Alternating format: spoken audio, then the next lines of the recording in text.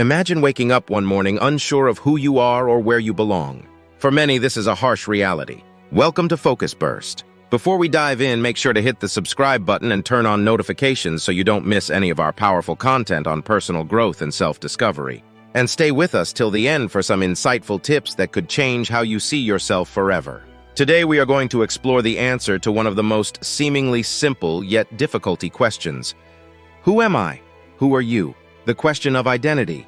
So what is identity? Identity is our personhood. It's who we believe we are as individuals. It's a unique combination of our beliefs, values, and characteristics that make us distinct. Yet, despite its importance, many of us are confused about our identity. The average person struggles with self-identity. We often adopt the identities of others because we do not fully understand our own. And this is why we wear other people. We wear Michael Jordan's, Fubu, Nike, Adidas, Gucci, Supreme, Louis Vuitton, Chanel, Ralph Lauren, and Tommy Hilfiger. These are all people. We wrap ourselves in these brands trying to feel important. As Oscar Wilde once said, most people are other people. Their thoughts are someone else's opinions, their lives a mimicry, their passions a quotation. This search for identity in others leads to a life of confusion and unfulfilled potential. Most people, when asked about who they are, easily attribute themselves to external things. One of the first places people look for identity is their career. I am an accountant. I am a doctor, a researcher, or a nurse. People attribute themselves to financial success, marital status, relationships, appearance, grades, and reputation, but these things are not permanent. Take a moment to think about it.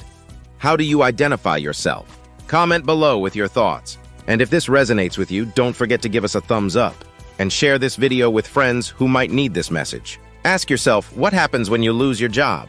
When you have a financial setback? When you start aging and your face no longer looks as beautiful or as handsome as it used to be? What happens when that spouse of yours wakes up and says they are not in love with you anymore?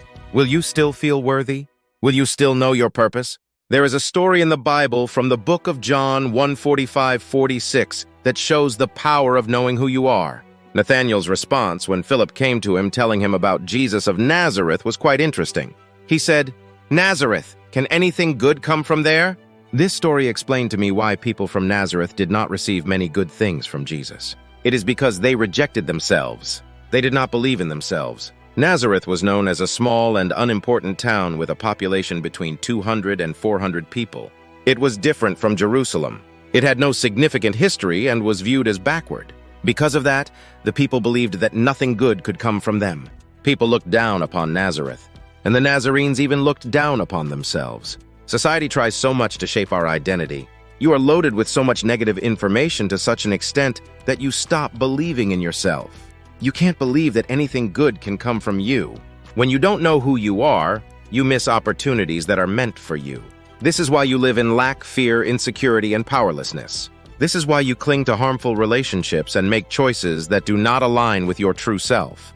This is why you did not apply for that job. You believed you were not good enough or qualified, so you missed an opportunity that could have been yours. You stayed in toxic relationships because you saw yourself through the lens of worthlessness. You never pursued your dreams. Fear and self-doubt convinced you that your goals were unattainable.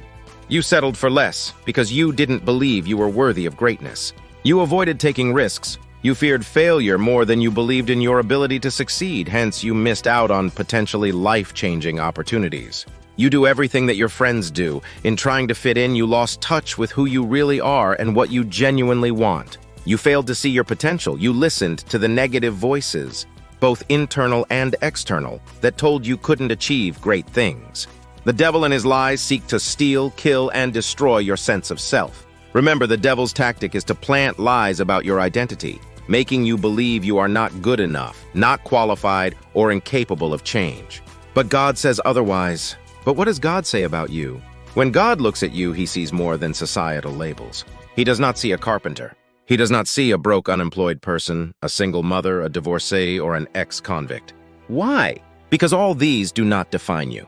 Your life is not defined by events. When God looks at you, he sees his child, a chosen generation, a peculiar people.